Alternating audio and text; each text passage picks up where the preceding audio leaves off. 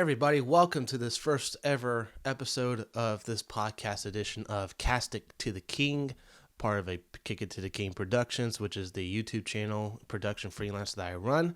My name is Joshua Mickle, and this is something I am hoping to do once every few weeks. We'll see how this goes, and as you can tell from the graphic, this podcast going forward and for future episodes with me and future guests is going to tackle three simple things: sports, movies, and life. Sports, where it be this local teams with the Memphis Grizzlies or the Tennessee Titans up in Nashville or any other plethora of high topic mainline sports episodes and whatnot. And movies, giving my 2 cents on what's going on in the world of movies, entertainment related, or in this case today, I'm going to give my movie review for the Apple TV movie Spirited from Will Ferrell and Ryan Reynolds. Watched that last night, and that was actually, I did not expect myself to be laughing as much as I did last night, and I apologize to my wife if I woke her up because I was able to watch it on Apple TV. Now I wish I would have seen it in theaters. It is in theaters. This movie, I would recommend seeing it in theaters before you watch it on Apple TV, but whatever your preference is, okay? And then the third thing we're going to tackle today is life. Just what's going on in life, where am I now, and going forward, and for the next few days, what do I hope to accomplish? So, to start off with sports right now, last night's epic win versus the Philadelphia 76ers cannot emphasize enough.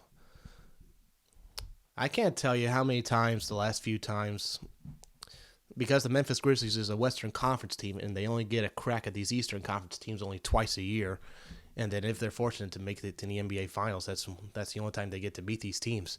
And so for the last few years that I can recall, the 76ers have been like the nuisance at our rear ends that we just can't shake off our tails in terms of trying to get them off our rear ends and then finally beating their rear ends themselves. And so last night, Steven Adams had a fantastic game. John Morant, what can you say about him? Like, the basketball gods gifted us with such great talent in John Morant, and that is despite the fact that we are still dealing with a plethora of injuries. And as I have my computer pulled up over here, just left of me, let me just look up the stats on this game. Memphis Grizzlies. Final score, yes, was 117-109, Memphis Grizzlies. Joel Embiid was back for sure. He's been back for a few games now for the 76ers after dealing with his injury. James Harden still remains sidelined, so maybe Philadelphia fans can rub that in our faces, say we were injured ourselves and we weren't at full strength. To that I say, hey, you gotta it's Nets man up.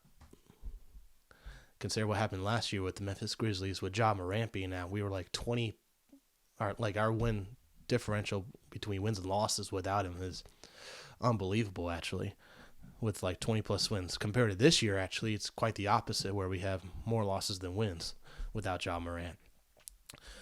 So yeah, this is despite the fact that Memphis Grizzlies still don't have Zaire Williams, and we still don't have Desmond Bane, still out with injuries, but hopefully we're going to get them back soon. But I mean, there's nothing more you can say about this Memphis Grizzlies team because they just continue to reassert themselves as serious title contenders. And right now they are in 4th place, I believe, still in the Western Conference, which means they are well safe from that infamous play-in scenario of being one of the teams that could be poached out of the playoffs by way of the 9th and 10th seeds going forward. So there's still a long season ahead, so we'll see what that's like going forward. And so to the Philadelphia 76ers fans, you're going to do great during the regular season. There's no question about that. It's just a matter of, are you going to be able to get it done in the postseason? And for the last few years, that has not been the case, because whether it be with Ben Simmons being injured or mentally not there basketball-wise, or James Harden getting injured, almost getting embarrassed last year against the Raptors, quite frankly. So yeah, if you're a Philadelphia 76ers fan and watching this episode, you got nothing to worry about because you're pretty much on the smooth sailing with Joel Embiid, with him being back healthy. You got actually one of our own, D'Anthony Melton. He had quite the night last night, playing 40 minutes, about 17 points and 5 assists. So you poached him from us, and we got in that trade Danny Green, who he has not played at all this year. He has not been the crybaby that Andre Iguodala was when we traded for him, but it's just another one of those scenarios where we trade for a veteran sharpshooter or a veteran leader, and for some reason our front office just doesn't want to play him. So I have some thoughts on that. Like, honestly, if you trade for somebody basketball-wise, put him on the court and have him subjugated to play out his contract. Don't pay him off. Don't pay him, and he essentially doesn't do his job. That's just my honest opinion. And Andre Iguodala just had to cry his crocodile tears out of town, Memphis, back in 2019. So with that out of the way, let's get quickly to tomorrow's game with the Tennessee Titans. It's going to be a nationwide airing on full display versus the Philadelphia 76ers tomorrow on Fox Sports. So you'll be able to tune that anywhere in this country. From my understanding, it's the game of the week on Fox Sports. 10-1 Philadelphia 76ers versus the 7-4 Tennessee Titans, coming off of a stingent loss versus the Cincinnati Bengals. And I cannot emphasize enough, the two teams that are near and dear to me, and you'll notice this in this podcast going forward. For basketball, it's the Memphis Grizzlies, and the one team that I've been following like very, very closely ever since I was a child is the Tennessee Titans. So for Tennessee, coming off of that stingent loss against Cincinnati, we had the great win against Green Bay. Our offense seemed to be clicking on all cylinders, and then next thing you know, we revert back to our old offensive selves where we can't get our offense is stringently Derrick Henry when we need to be throwing the ball. And for those that say out there that we do not have the weapons to throw the football, we have a rookie wide receiver, we have an injured wide receiver, and then we have a bunch of fourth and fifth depth chart wide receivers. To that I say, if you watch that Bengals game, what got us in the red zone? The passing game. And what do we do when we were in the red zone? We got away from the passing game.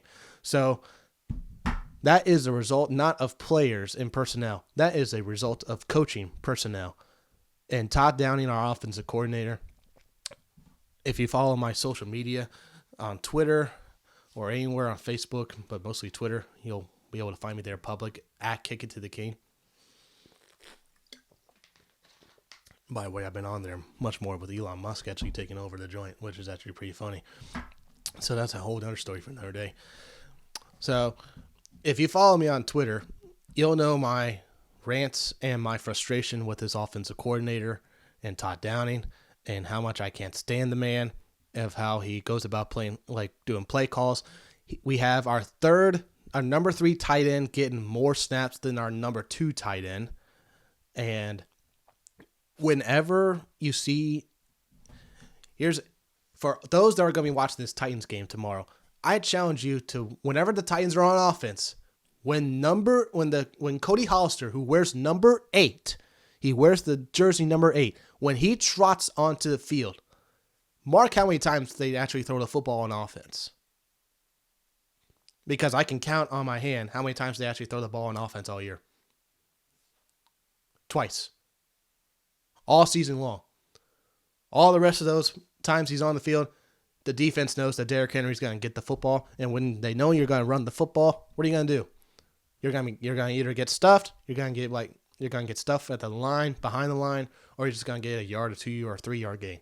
So that's the predictability I can't stand with my football team. But hey, I hope we pull it off, because this is actually the litmus test I actually said all year. If we can beat the Philadelphia Eagles, funny enough, Memphis beats Philadelphia, maybe Tennessee will beat Philadelphia.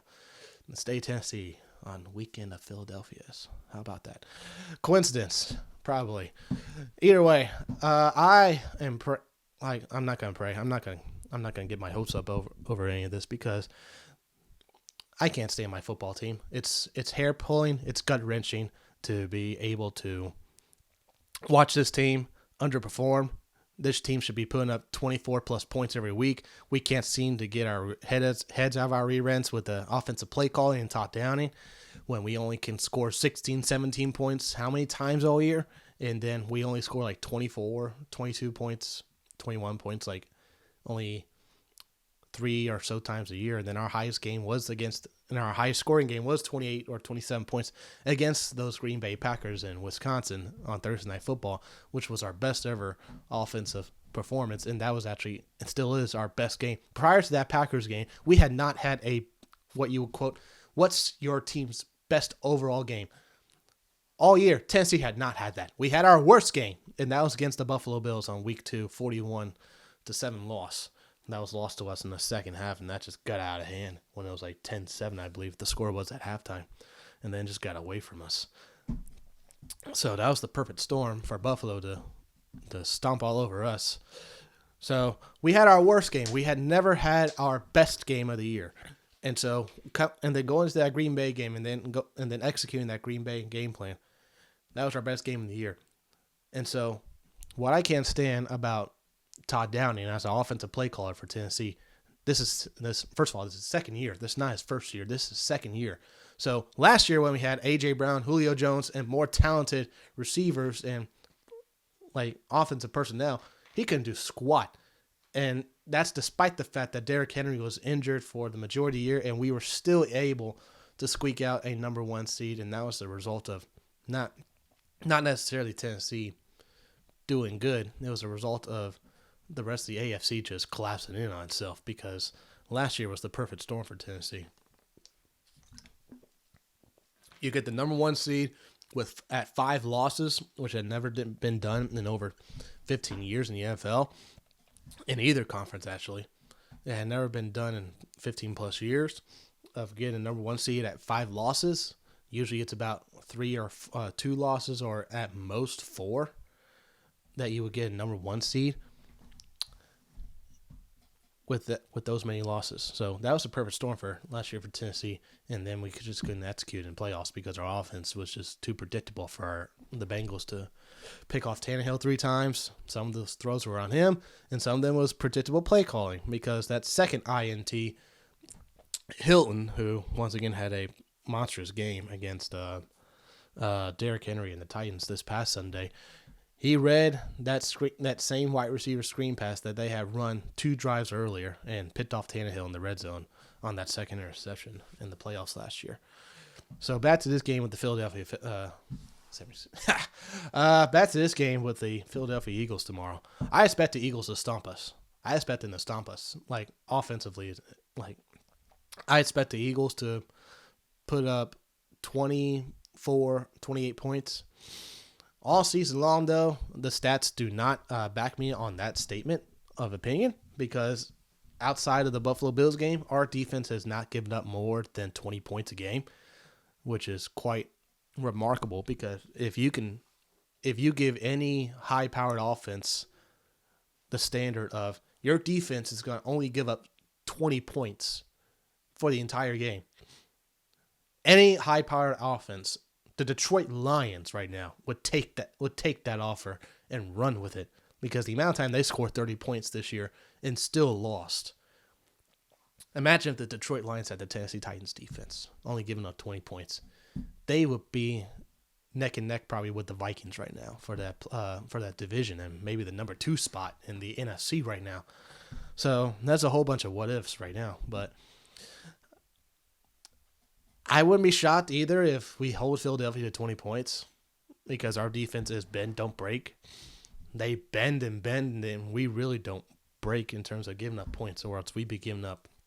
Based on our passing defense, we're not even top 20 in terms of pass defense, but we're top 10 in points given up. So, hey, you can give up all those yardage, but if you're going to score points, then that's going to be an issue. But the benefit for the Titans is that Our defense has not been giving up those points.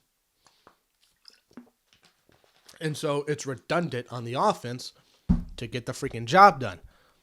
And they need to score more than 20 or 17 points in order to beat their opponents this year. Because this offense is running like it's the 2008. Yes, we were the number 1 seed at the time, but that was before high-powered offenses were a thing. It was coming off of the 2007 Patriots, where their offense was historic. Yes, they lost to the Giants in the Super Bowl, but their offense was historic that year.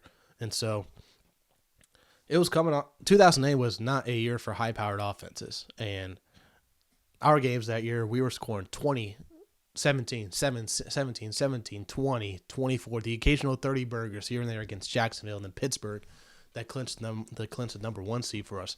By the way, 13-3 goes to my stat line right there.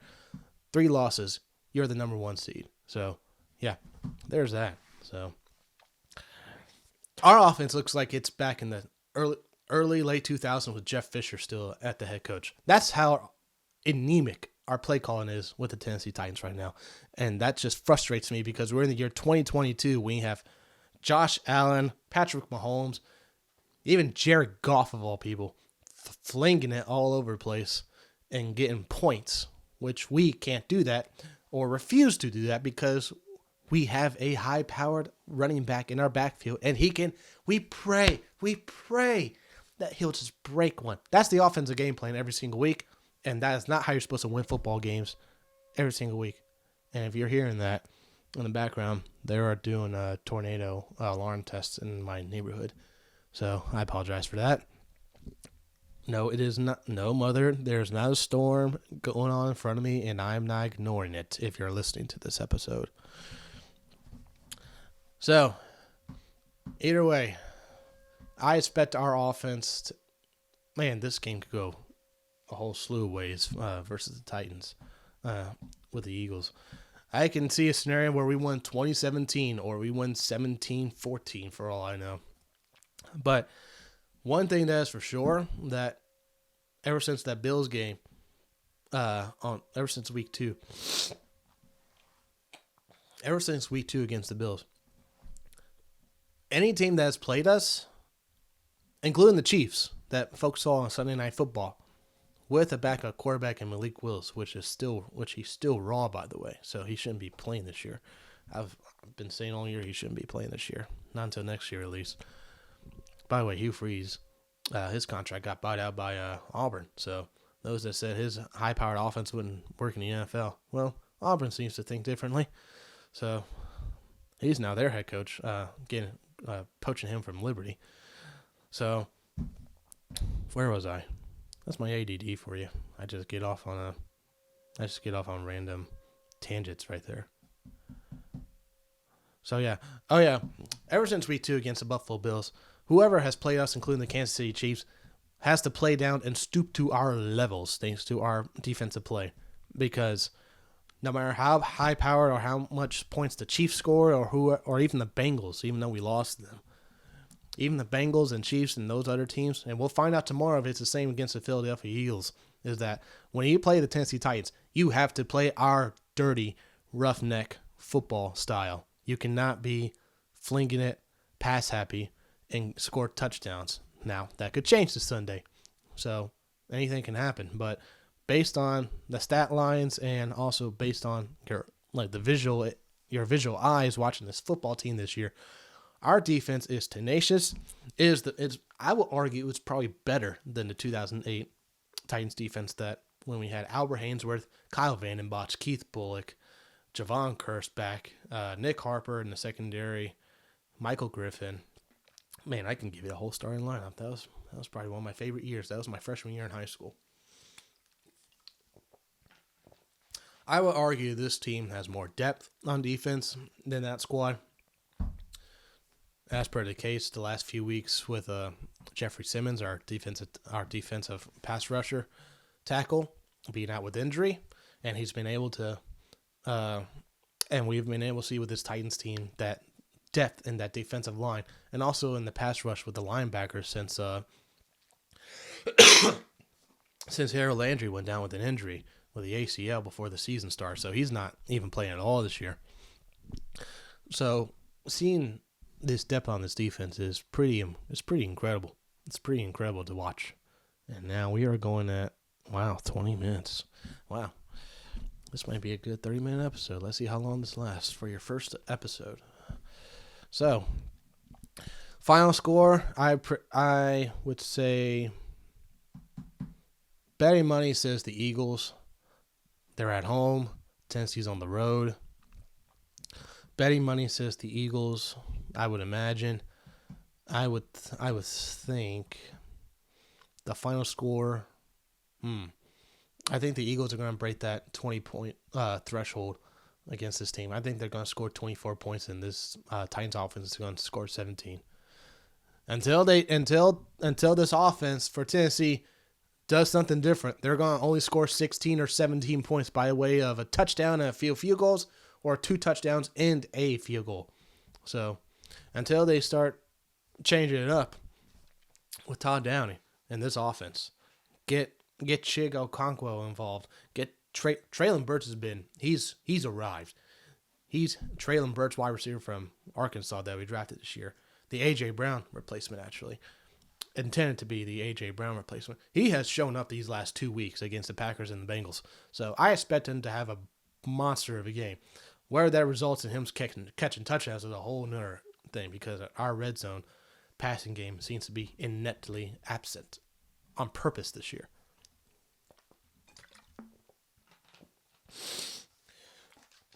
It's just something as Titan fans we have to live with for the remainder of the year until the offseason, until hopefully Mike Vrabel will swallow his pride and have his tail between his legs and fire his buddy, who's the offensive coordinator, Todd Downing, and say, hey, we appreciate what you've done these last 2 years, but we got to let you go. And we got Tim Kelly, who's the passing coordinator in name only, in my opinion, because this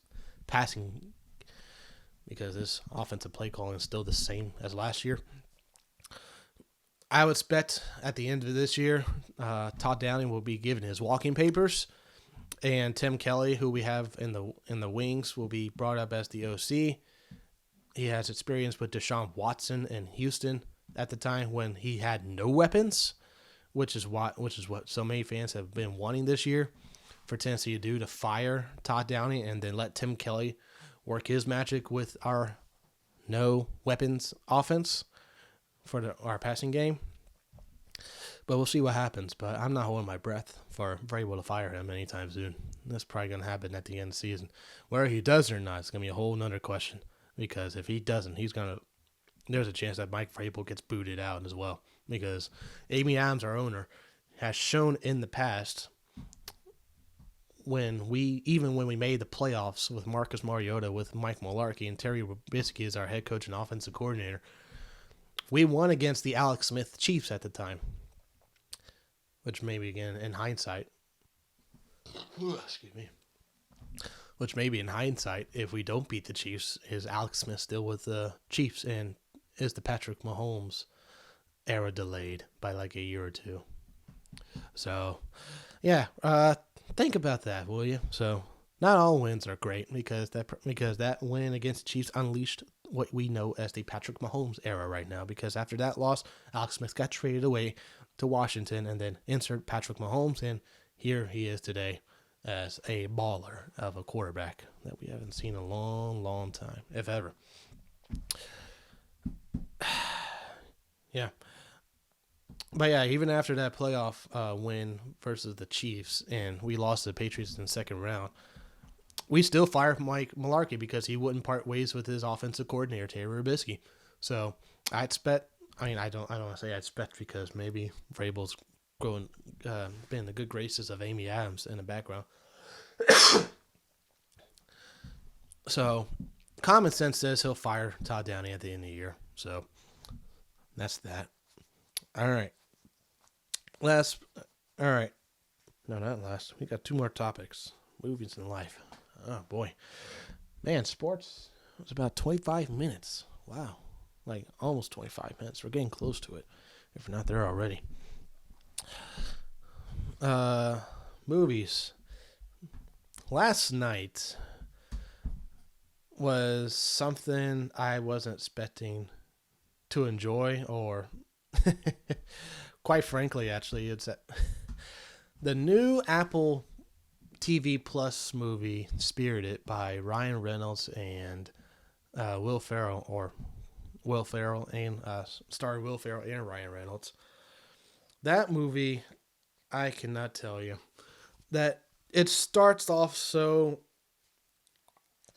Going in, I thought it was a Christmas Carol musical based on the behind the scenes photo I've seen. I thought it was going to be a Christmas Carol musical, but it turns out it's actually it's like this world. Like, if you don't want to hear the movie, mute it for like the next 3 minutes or so. So, all right, gonna talk in depth with this movie and with spoilers and stuff. And 3, 2, 1, mute. So this movie takes place in modern day. Essentially, this movie takes place in modern day, and all those spirits that ghosts of Christmas past, present, and future. Apparently, they have their own they have their own workshop, like social worker of place area. And at the beginning of the movie, quite shows it. You see the Grim Reaper pointing at this random lady at her grave, and at first you're I'm perplexed of like, wait, this is this is usually towards the end of A Christmas Carol story, where you see Scrooge like going down his grave and whatnot, but some random lady. And so apparently these spirits haunt a whole bunch of people, and they just go about and find like the most cold-hearted people in the world, and they just go about like turning their fates and whatnot. And then Ryan Reynolds is apparently unredeemable with the character he plays. Maybe this isn't so spoilery. I'm just giving a synopsis of the story. But yeah, who do you find out who Will Ferrell is? He actually plays the ghost of Christmas Present. But when you go more in depth between Ryan Reynolds and Will Ferrell's character, it is very, very funny. Like, I can't tell you how many times in the jokes in this movie is so like when they begin to haunt the Ryan Reynolds character in this movie, who's the unredeemable of like there's like a case file that the spirits give Will Ferrell. He's an unredeemable. And so when they actually get to Ryan Reynolds' character, like the joke that popped out to me the most, there are two jokes that popped out to me, and they're non-spoilery in any sense. The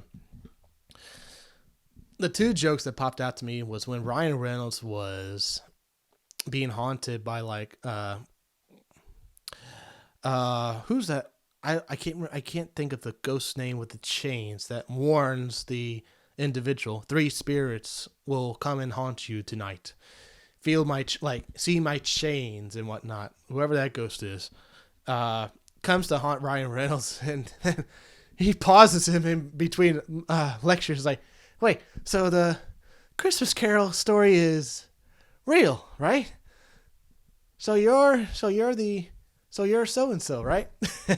And then in the second interruption, it's like, wait, of all the people you can haunt, there are murderers, there are rapists, there are folks that do gender reveal parties. That line right there just made me laugh out loud like there ain't no tomorrow. Oh my goodness gracious, yes. Haunt those people that do gender reveal parties, which is, if you're one of those people, why? What's the point of it? Gender reveal parties. Just the joke in and of itself is I just thought it was a laugh out loud moment for me. And then the second joke was when Will Ferrell's character is interacting actually with no context actually, like he's able to, like, there's a point in the movie where he's able to interact with the real world with Ryan Reynolds, and then he's at this Christmas party, and then someone is dressed as his character from Elf, and then Will Ferrell's like, man, your costume looks stupid. Oh my god. Easter eggs, I tell you. I love when movies like to reference themselves and just like poke fun at each other. It's like, your costume looks stupid. Where are you supposed to be? Know what that guy in the elf costume should have said? Like, I'm dressed as you. You look just like him. Different studio, so they probably couldn't do that for obvious reasons, or else Apple would be sued by Warner Bros. Discovery right now. So, honestly, there were some twists and turns in this movie that I did not expect, because this movie was so hilarious. I will now actually put this down in my book, I will pin this book in my collection of movies that I will watch every year for Christmas from now on. At least once. I'm not gonna watch it like every other day or whatnot, like Home Alone and whatnot. But Spirited on Apple TV Plus, if you're able to watch it through Apple TV or see it in movie theaters this weekend, or rent it or wherever you can rent it from if you can find a Redbox these days, or Amazon, or any renting capability or buying it, I would highly recommend it, because this was you will not regret it. You will not regret watching this movie. And for those that were concerned, per se, with the trailers and whatnot in some of what was maybe portrayed as like dark humor that Ryan Reynolds is most infamous for with Deadpool and whatnot, this is a PG-13 movie, and they do the cutaways with the cuss words like they do in some Marvel movies. So, like when someone's about to say, holy sh, and then you'll hear like a doorbell or an elevator door come up. So, like Marvel's most infamous for this. And if you remember in the first Guardians of the Galaxy movie, when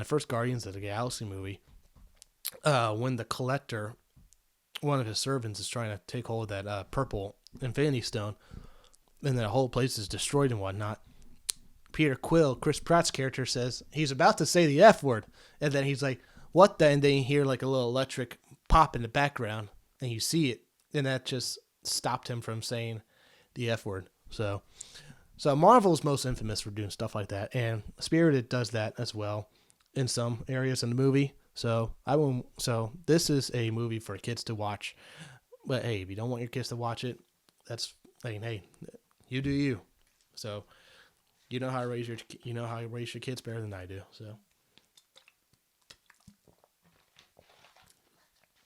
So that's my rundown with movies and whatnot. One more thing I will touch up on for this podcast episode is what's going on at Disney right now. They recently fired their CEO, Bob Chapek, and reinsert the previous CEO that he took over for, Bob Iger, who's now back at the helm at Disney. So Bob Iger, just to get a quick rundown in case you don't know, Bob Iger was the CEO, became the CEO and the head of the board of chairs, like head of the board for the shareholders and whatnot at Disney. He was the CEO and the head of the board back in 2005. So he was the head honcho. Like everything he said, it was done. Like he could say, buy me 20 outrageously expensive stuff and it'll be bought. Like it was like anything he asked for, he'll serve to him on a silver platter most of the time. And so back in 2005, quick rundown for you, he purchased Disney, did the final purchase of Pixar at the time, and then they did away with some of their other movie studios that used to be a part of them, like Miramax was another movie studio that he said it's not feasible for us to have anymore. And then infamously, the two big purchases in the late 2000s and the early 2000s was in 2009, Disney purchased Marvel for $4 billion. And quite frankly, if someone could look in an hourglass and see Marvel Studios being sold for $4 billion, how quickly is Sony or Universal or Paramount saying, you want $5 billion? If they could look in an hourglass today and see how much these movies have been making, because all 20 plus of these movies have made over an average of $1 billion. Like, these films are now averaging $1 billion. Come the end of Far From Home with that stat before the pandemic happened, with the shutdowns in the movie theaters and whatnot. So he purchases Marvel, and then he purchases Lucasfilm, which involves Star Wars, Indiana Jones, and now Willow. That's now been remade and popped on Disney Plus as a TV series.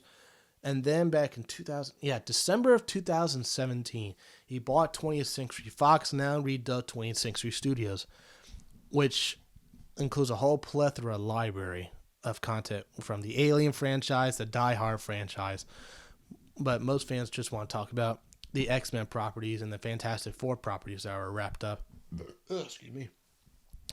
Back up there with the studio, when they were just a small fraction of the purchase compared to the overall purchase, and Disney bought that for $72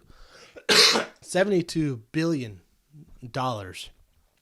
after they had a bidding war against Universal, actually Comcast, NBC Comcast, and so they buy up 20th Century Fox, which then fuels speculation of, with all this IP, what's Disney going to do with it?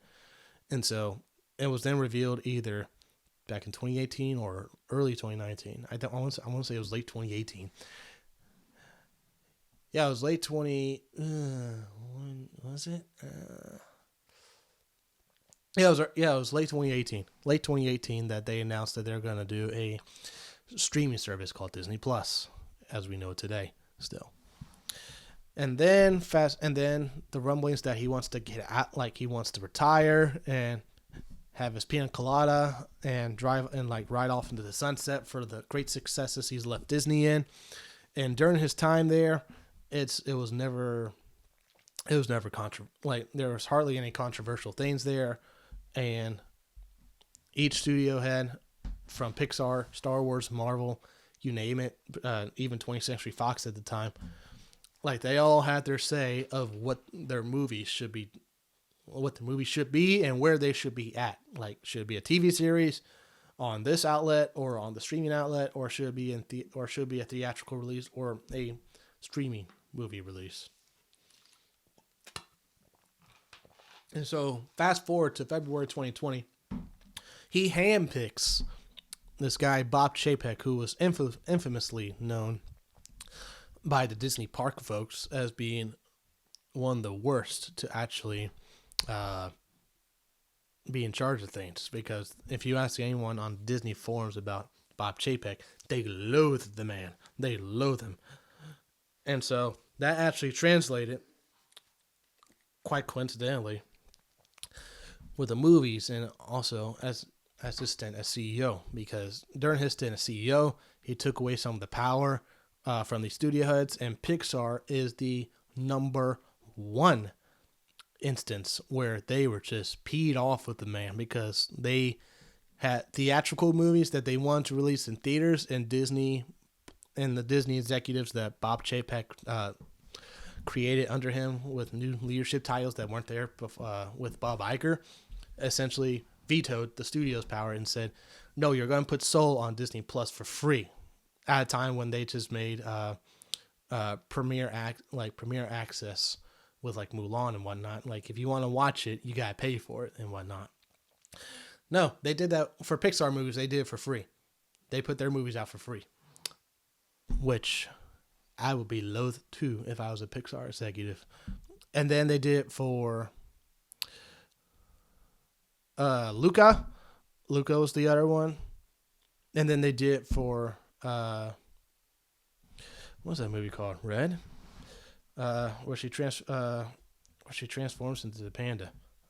Pixar Red. Man, why am I freezing on the name? It came out this year. It was a cute movie. I wouldn't watch it. Like, would I watch it again?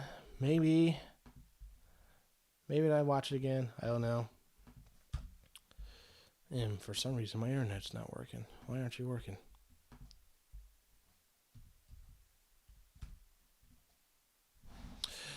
All right. I'm just going to assume that movie's called... here we go. Pixar Red. Turning Red. That's what it was. Turning Red was the other movie that came out this year, actually. And the executives at Disney said that's going to be a straight to Disney Plus TV show. And so, while at the same time, that was the same year. This was the same year that Lightyear came out in theaters. So, when that movie ultimately bombed, you had like pretty much trained families that you don't need to go to the theaters anymore. So, thus Pixar's now, I don't want to say they're hemorrhaging over money, but they're making less money than they would have if these movies would have been out in theaters. And so, long story short, this is my ADD kicking in. So I said this would be short with Bob Iger, and it's not. So essentially, long story short, upper brass with studios didn't like Bob Chapek, and the studio was hemorrhaging money. Stocks went down, and streaming services like streaming revenue and movie profits went down. All in part because of the environment they had unwittingly done themselves into with the upper management levels that they created that were not there before to microscope these other movie studios like Marvel and Pixar. And then some of these, and then what was getting out with this whole Florida bill politically backfired on Disney because when you openly do woke politics in entertainment, it's not gonna go over well with the average everyday moviegoer. Now for Lightyear, when the whole fuss was about we have a same-sex lesbian kiss and whatnot, we watch the movie in context. It's honestly nothing. It's nothing to fuss about and whatnot. It honestly is, and it was actually because of them putting that scene. I didn't actually see it in the theaters. I actually saw it when it came out on Disney Plus 45 days later when it came out on Disney Plus. But yeah, the reason Lightyear failed was botched marketing. No one knew if this was a Toy Story sequel or if it's a Toy Story spinoff. Tim Allen wasn't the voice, which turned a whole bunch of people off already. And quite frankly, the movie could have done with Tim Allen voicing Buzz Lightyear again. Not to say Chris Evans did a horrible job. He actually did really good. He actually did his best Tim Allen impression of sorts in some parts of the movie. But the whole perception of woke politics and media content that the Disney creators behind the scenes that were leaked out to the public were not so secret anymore. And now we see with Strange Worlds when it was just revealed that in this Jake Gyllenhaal movie, one of the lead characters has a boy-to-boy gay romance. So, and vauntly just promoting that as such, and the movie is bombing. And it's going to lose Disney over $100 million. And so the NBA learned this lesson back in, they learned this lesson many times, actually. The NBA learned this lesson in 2014. They learned this lesson back in 2020. When you go woke politics and entertainment that folks are trying to get away from, you'll go broke. Thus, with Bob Iger returning, he recently just said in an open Q&A, he was literally asked verbatim for word for word, do you wish the company would have got involved with more involved with the Don't Say Gay bill in Florida? And he just plainly said no. And basically, yeah, he said no to that, shut that down. And during his reign as CEO, and what I expect him to do going forward, because his actions speak louder than words, and his actions say he is a guy that himself is left-leaning with his politics, but in terms of a businessman and an entertainer, he veers down the middle, and there's no skewing towards one side or the other. It's something that it's something that everybody can enjoy in terms of a product that they put out there for said viewer. And so they said they're going to roll back on that they need to roll back on this culture war stuff that they're doing in-house with the company. I applaud him for that, but we'll see going forward, because we're not going to really see change with these movies until really about with some of these these core Disney movies. We're not going to see changes to stuff like this until, I'm going to say, next fall, because some of these movies are already in the pipeline, ready to go. And so there's nothing Bob Iger can do to stop those movies if there's any political messaging in them at all. So we'll see. And that's that. Sorry for the cough, by the way. So it's been like this for the last week. So not contagious at all.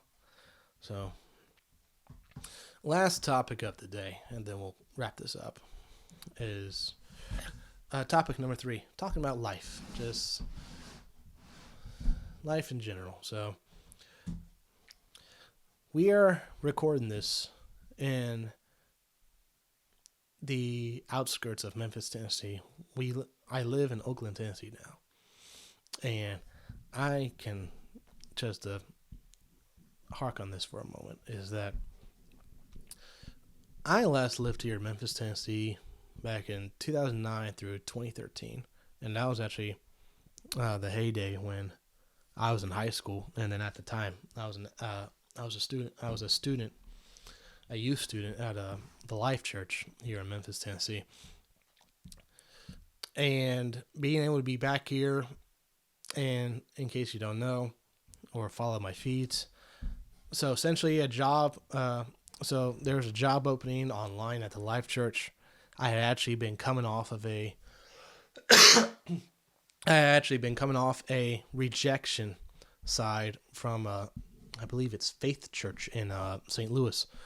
I had just applied to them for one of their churches, and they actually had a location in South Beach, actually, down there in that expensive part of Florida. And I had just gotten off a call with them or an email from them saying, like the usual, when you apply for a job and you don't get it, saying, we appreciate the time we've had with you, but we're going to go forward with other people. And so we appreciate your time. We're going to keep your name on the record. To which I'm I was still at the time employed at Galley Episcopal Church, being their head honcho for everything media. Right now, there's a fella named Diego who's done his best to run with it, to replace me there. I tried to train the best I could, and he continues to learn. So I'm actually proud of him. So shout out to Galley Church if either one of you down there is listening to this. So I'm grateful for the opportunity they gave me to be their guy at Galley Church, to build their media operations from ground zero, and to use the building blocks to build up something great there. And then in February of 2022 this year, coming off of that rejection letter from Faith Church, I was scouring the internet on my just randomly, and then I just said, you know what, and I type in thelifechurch.com, and I'm like, you know what, employment, scroll down to employment, video editor job opening, and I said, I got the Galley job. I'm not gonna it's not like I'm unemployed. Why not? So I fill out my information, and then I hear back from them in about a few days later or a week later or whatnot. And so, funny enough, that Faith Church job was actually recommended to me by my mentor, John Farmer. He lives up there now in the St. Louis area of Missouri, helming up his I think it's don't kill me. What's the name? What's the church called? Pastor Dan Lord and a whole bunch of folks went up to St. Louis to start their own church in St. Louis. That was where they're from. They were down in All right, so here he is. Is this him? Oh, yeah, that's him.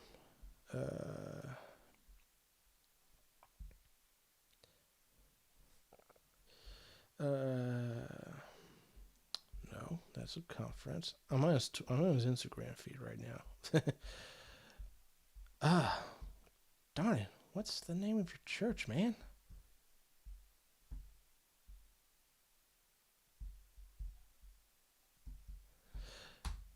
St. Louis. I want to give a shout out to you guys.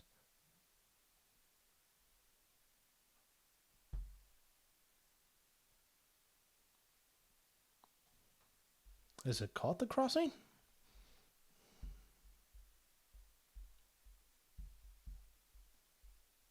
Our pastor. No, that's someone else.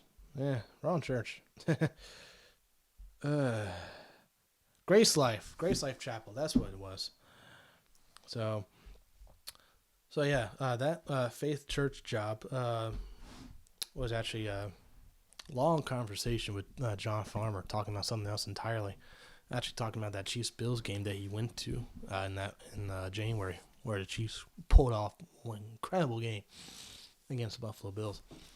And so he knew someone from Faith Church, gave me his number, and contacted me through them. And then after the rejection from Faith Church, led me to applying to Life Church, just out of not out of misery, but just out of after I've interviewed with ESPN a few times. I've interviewed with ESPN. I've interviewed with a whole bunch of media companies in this nation, in this country. Whether it be too early in my video career or up to this point right now in my media career, to be turned down only a few times.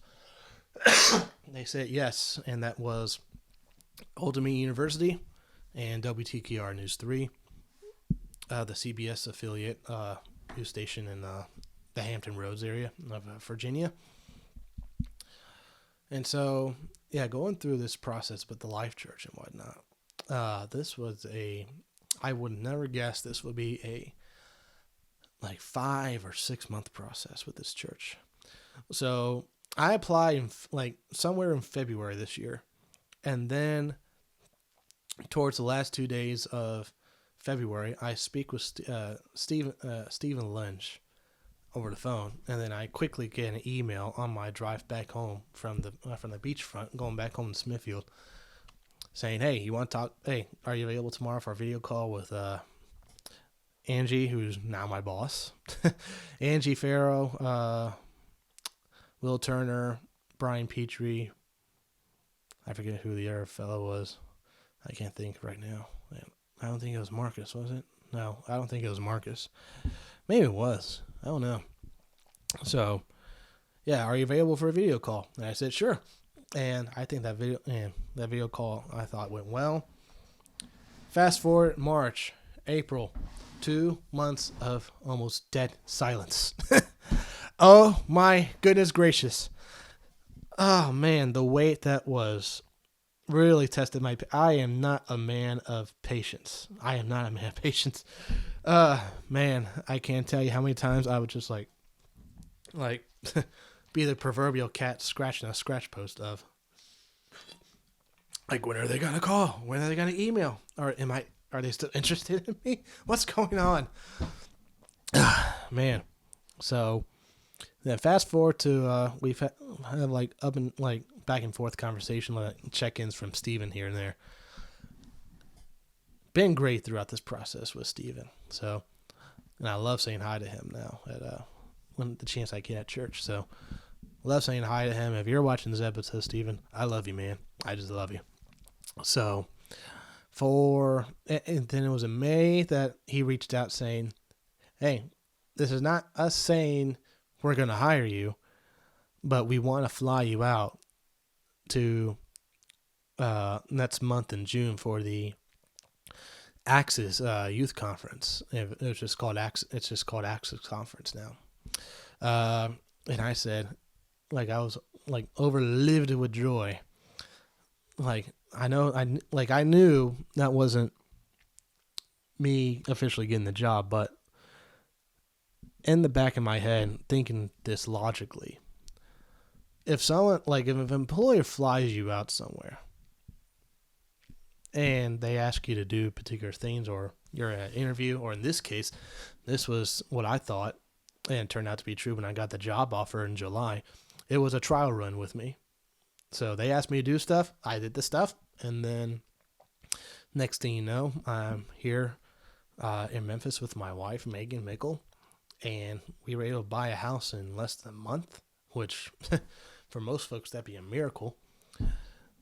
I'm still shocked of how the bank approved us, because the last time we tried buying a house in Virginia, we got rejected. So I'm curious. So that was God doing his inner workings of us being able to buy a house here and get pre-approval from the bank, and then the final approval on the loans and whatnot. So now we're in Memphis. Now we're in the greater part of Memphis, Tennessee now, and the circle has come, like the pendulum has come full circle back around, and just life in general. Funny enough, this segment's called Life, and I work for the Life Church. So what this church, I cannot emphasize the folks there, the leaders, the friends, the pastors, some new, some old, some gone, some still here.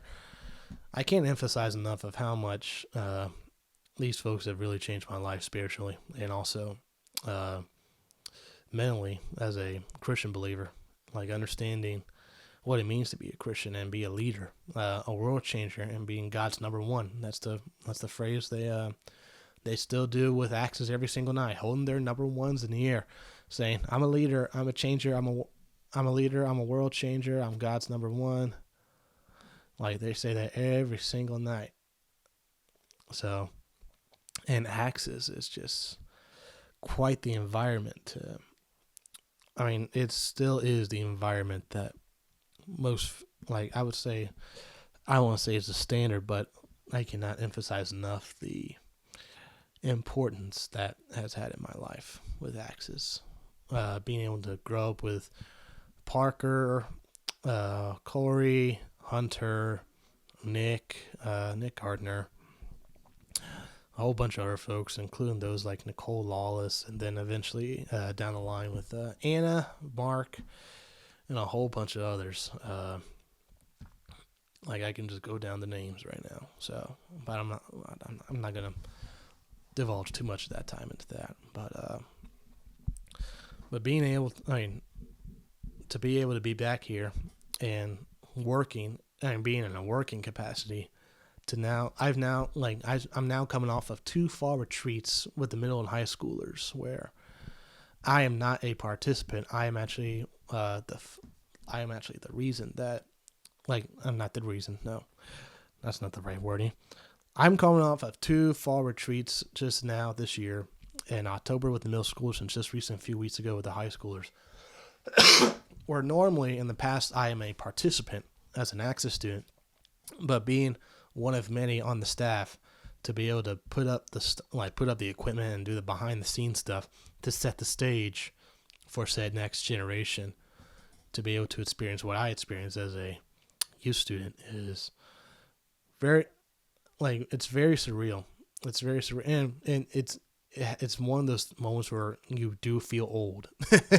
You do feel old, because the students, your friends that you jumped down that front row with, are now the ones preaching towards these high schoolers and middle schoolers, which is pretty surreal.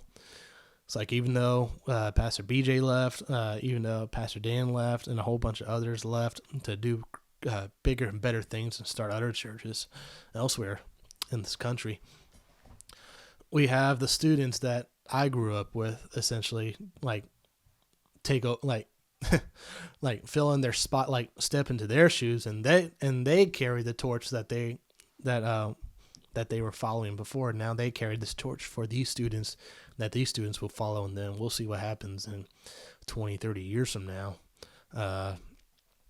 of who will be these next crop of students that will pick up the torch going forward for the church, and it's a church that reaches out to the younger generation, but it doesn't neglect the other generations, from old to middle age to folks like me. I'm almost 30 years old. I'll be 30 years old next year in 2023.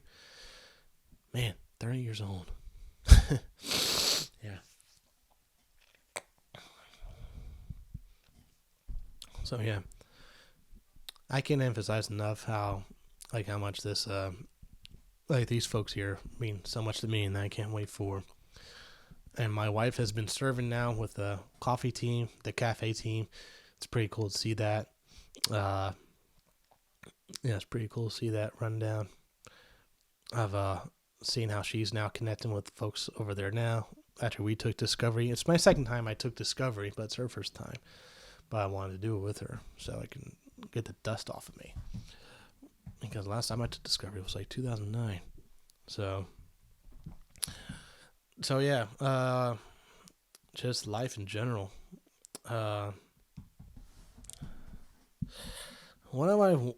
Something I want to look forward to this week that I just want to continue to do is continue to be a better husband, continue to be a better co-worker, and continue to be a better leader and a better be a better example for others going forward. Let my actions speak louder than my words. And right now we're decorating the house for Christmas, and I continue to pray and hope every night and hope every day that that each day I'm not pulling my hair out with my wife, who she is a perfectionist at sometimes, but I still love her, and I still need to remember that, and I still love her to this day, and she's everything to me. And also being there for my coworkers. And even though I continue to do a good job, it seems like, of how quickly I'm able to catch up on some things and being able to quickly adapt and apply what I'm being taught, because this is almost second nature to me, the stuff I'm taught at church now, because I've done it either at my last job at Galley in Virginia Beach, or I've done it somewhere in the past with ODU or WTKR News 3 with video editing or video shooting. And so, same tactics, but different mechanisms of how to get these tactics done with the media team. And we have Christine Kane tomorrow coming into town. That's gonna be really cool to have her in town. And hopefully tomorrow goes off without a hitch with the production team, and that everything goes off well for all the campuses at Life Church, that we were able to put together a great production, a great product, and for those to soak in the good word that Christine Kane's going to deliver tomorrow. And then after that, it's setting up for Sounds of Christmas. So this is going to be the first one, I believe. I may be wrong. I think this is the Life Church's first one since 2019, before the shutdowns happened from COVID. So this will be the first one, I believe, in a few years for them. So the setup for that's going to be intense, as always, based on the setup I was able to help out with Zoe, with the Zoe conference, and then also seeing the behind-the-scenes setup with Axis back in June. This media team, production team, creative team, wherever you want to call it, it's still one big body of what we do at the church. And the work that these folks are able to put into it and the end result that we see is pretty, it never ceases to amaze me of how much these guys put in, and the end result is incredible, as always. The end result's always incredible. So going forward, hopefully that those go off without a hitch, and yeah, just life encouraging. So just life encouraging of of what I want going forward, and that yeah, like I'm always like man, with I can't say enough of how much this means to being back here, and also being able to like share this like I had this talk with Johnny Hill, Pastor Johnny, the other day, a few weeks ago, I think, talking about being able to connect more with, like, reconnecting with this church 10 years removed and whatnot. And he said that, like, there's a portion he said to me saying that essentially that even though I know some folks here and whatnot, with me and my wife now here in our new season of our life, we're essentially like a new person, and we got to sow new seeds and whatnot. In that the folks that I do know here, it's just icing on the cake. And going forward, like being able to plant like our seeds in this soil that is the Life Church and be able to flourish and grow in it. So hopefully y'all, and I hope whoever's still around, I applaud you, and hopefully going forward we can do a few more of these. And so I remember doing a quasi podcaster show or something with Parker at the time. It was just one episode, but I just lacked the motivation to do others, because I mean at the time it was just like, what's there to talk about? So now I think with this setup, I think there's something for us to always have something to talk about, and it's not going to be every day to where we're draining something out of something to do. So I think going forward, either every week or every other week, we'll be able to do this podcast. So, and hopefully it gets the views that it gets, but we'll see about that. So this is Joshua Mickle signing off on this first ever episode of Cast It to the King. Goodbye.